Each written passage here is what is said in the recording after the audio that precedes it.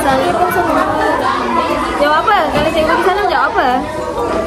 Cepatlah jawab apa? Nama awak siapa? Adim. Nadim. Nama awak? Arisa. Okey.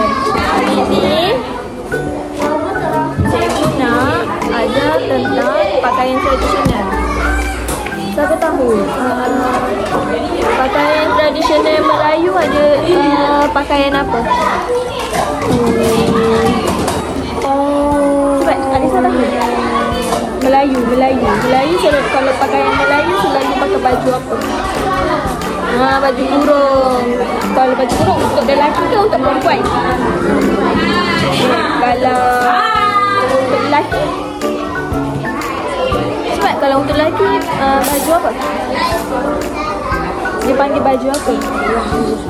Cepatlah sebut. Cepat.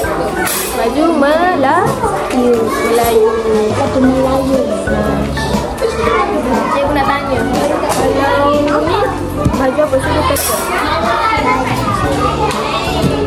Kaum apa ni? Cina. Aku panggil baju ni baju apa? Cepat, panggil baju apa ni? Alisa tahu? Cheongsam. Ikut cikgu. Cheongsam. Ikut cepat Alisa. Cheongsam. Cepat.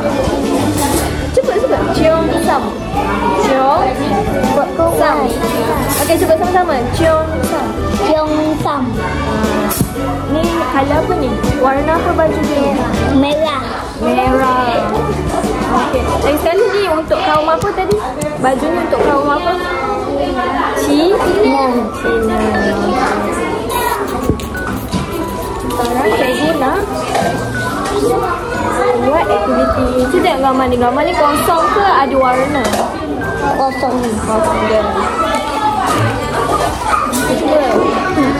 Apa kau nak buat aktiviti pola yang cabut-cabut kertas, lepas tu tampal-tampal kat sini. Adim tak pernah buat ke? Tak pernah buat ke? Nak buat ke tak? Nak buat ke tak ni? Nak? Dia ambil seorang satu.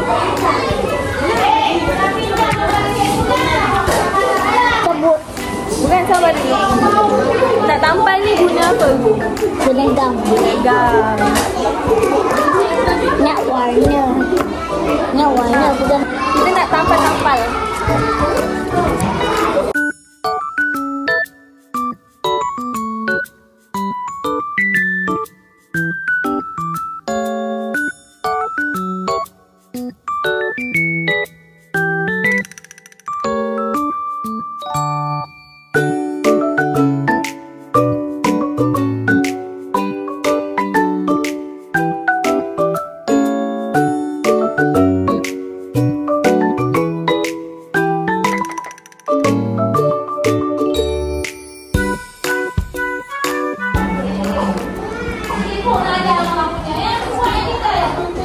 Tu dia punya collar tu tak payah tutup. Macam tu. Tak apalah. Adim. Yeay, dah siap. Tunjuk ke kamera cepat.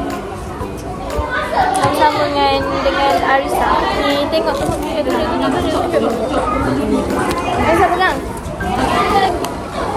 Tunjuk. Yeay, dah siap. Dah apa tadi nama dia? Sebut semula. Cepat. Apa tadi cikgu sebut? Cheongsam. Arisa? Sebut Arisa? Cheongsam.